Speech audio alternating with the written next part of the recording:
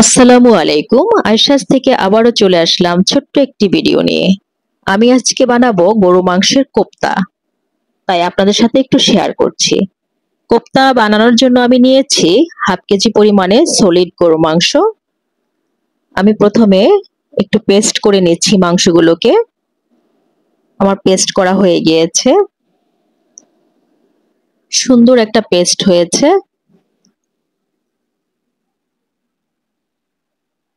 এখন আমি মাংসের সাথে দিয়ে দিব 1 পিস ব্রেড, যেন বলগুলো সুন্দর গোলাকৃতি করা যায়। সেজন্য আমি 1 পিস ব্রেডকে পানি দিয়ে ভিজিয়ে নরম করে নিয়ে নিচ্ছি। একটু চেপে পানি ফেলে দিয়ে নিয়ে নিলাম।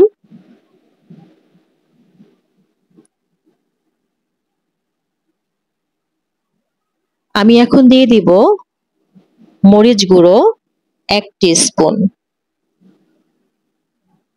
হলুদ গুঁড়ো হাফ টিস্পুন, ধনে গুঁড়ো দিয়েছি হাফ টিস্পুন, জিরার গুঁড়ো দিয়েছি হাফ টিস্পুন, দিয়ে দিয়েছি স্বাদ মতো লবণ, আদা বাটা 1 টিস্পুন, রসুন বাটা 1 টিস্পুন, দিয়ে দিয়েছি কাঁচামরিচ গুঁড়ো, ধনে পাতা কুচি, হাফ কাপ পরিমাণে পেঁয়াজ বেরেস্তা।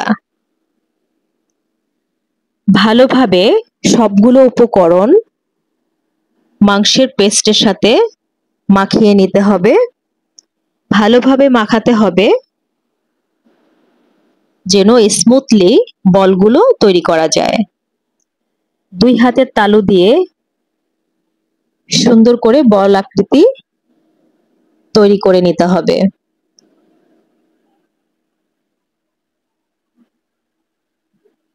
এভাবে করে সবগুলো বল বানিয়ে নিচ্ছি। আমার সবগুলো বল বানানো হয়ে গিয়েছে। এখন আমি একটি প্যানে তেল দিয়ে দিয়েছি। তেল ভালো করে গরম করে নিতে হবে।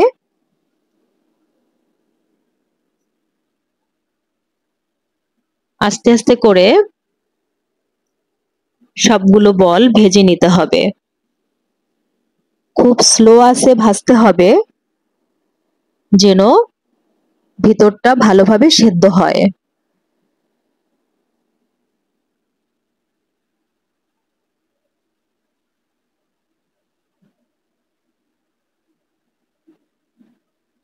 ভাজা হয়ে গিয়েছে। খুব সুন্দর একটা বাদামি কালার চলে আসছে।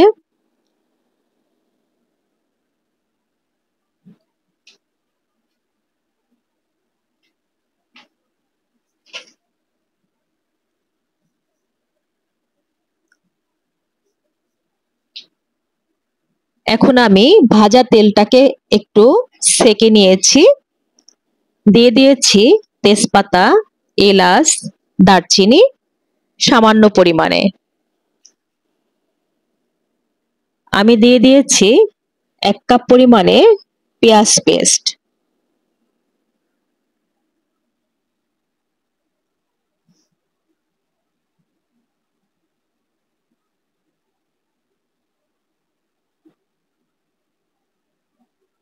এখন দিয়েছি রসুন বাটা হাফ টিস্পুন, আদা বাটা হাফ টিস্পুন। পেঁয়াজ, রসুন, আদা ভালোভাবে একটু কষিয়ে নিতে হবে। দিয়ে দিয়েছি 1 টিস্পুন বাদাম পেস্ট।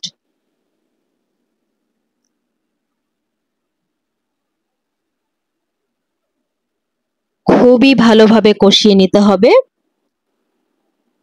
হলুদ গুঁড়ো দিয়েছি হাফ টিস্পুন, মরিচ গুঁড়ো হাফ টিস্পুন, ধনে গুঁড়ো হাফ টিস্পুন, জিরার গুঁড়ো দিয়েছি হাফ টিস্পুন, লবণ স্বাদ মতো।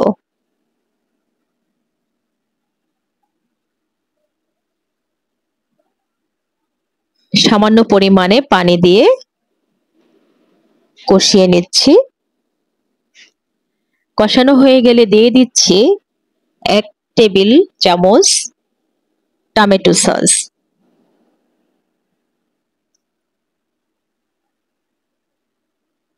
দিয়ে দিয়েছি 1 টেবিল চামচ টক দই।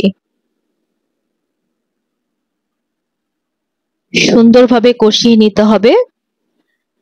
সব মশলা ভালোভাবে কষানো হয়ে গেলে আমি দিয়ে দিয়েছি সবগুলো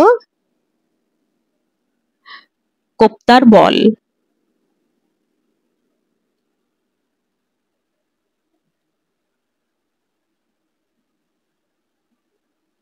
খুবই ডিম আঁচে কষিয়ে নিতে হবে।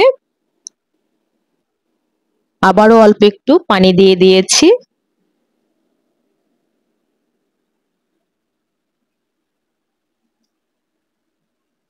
আমি ঢাকনা দিয়ে কিছু সময় ডিম আঁচে রেখে দিব, যেন সবগুলো বল ভালোভাবে সেদ্ধ হয়ে যায়।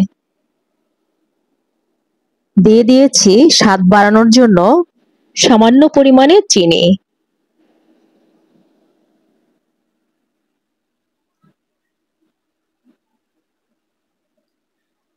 এখন দিয়ে দিয়েছি গরম মশলা গুঁড়ো সামান্য পরিমাণে।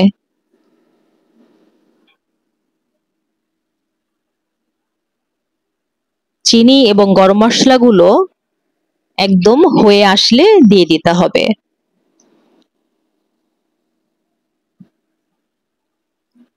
আমি আরো কিছুক্ষণ ঢাকনা দিয়ে রেখে দিয়েছি।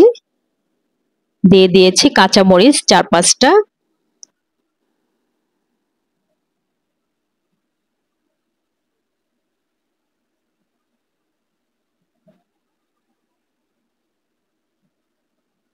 খুব সুন্দর একটা গ্রেভি হয়েছে। এটা বেশি ঝোল রাখা যাবে না, একটু ঘন গ্রেভি করে নিতে হবে।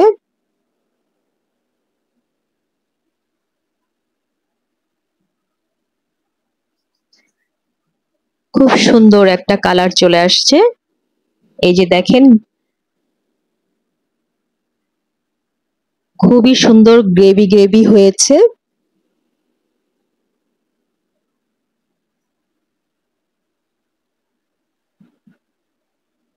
আমার ভিডিওটা যদি আপনাদের কাছে ভালো লেগে থাকে,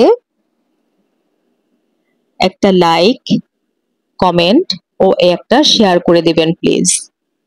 এভাবে করে আপনারাও বাসায় অল্প সময়ে মাংসের কোপ্তা বানাতে পারবেন। আমি ফার্স্ট টাইম বানালাম, জানি না কিরকম হয়েছে। আপনারা কমেন্ট করে জানাবেন।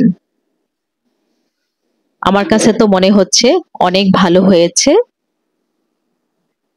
খুবই সফট হয়েছে, দেখতেও অনেক কালারফুল হয়েছে। আমার ভিডিওটা যদি ভালো লেগে থাকে, একটা লাইক, কমেন্ট ও একটা শেয়ার করে দেবেন প্লিজ। আল্লাহ হাফেজ।